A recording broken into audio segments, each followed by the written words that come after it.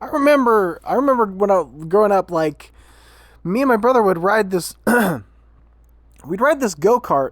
My grandfather got us a go kart, and we'd drive it all the time. We had so much fun going up and down through the woods. We had trails back there behind his house, and we would drive the go kart all around the property and just have a lot of fun with it.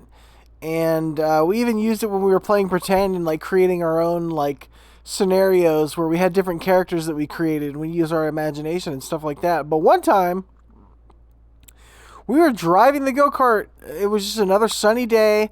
Everything was pretty much normal that day. It was a good day. It was beautiful outside. We were eating good food. The vibes were excellent. Everyone felt, a good sense of inner peace. But while I was driving the go kart, for some reason I was in the front yard and there was like a pool. My grandfather ended up building a pool, and it replaced his little garage that he had where he'd work on stuff. So he built us a pool.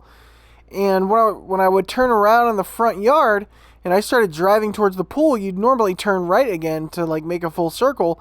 But for some reason, I had issues. My brain just like blanked out entirely, and I actually drove it down into like a little.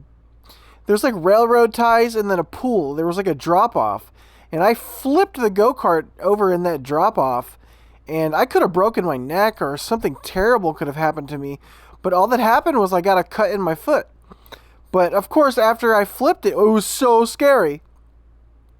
But after I flipped it, I lost the go kart privileges, so I wasn't able to drive it for a while. Eventually, I did get go kart privileges back, but it took quite a while. So, yeah, that's another memory, dude. Like I said, we enjoyed the go kart, but I lost privileges because I blanked out for some reason because of my ADHD. I have attention deficit hyperactivity disorder. All right, guys, I'll see you in the next one.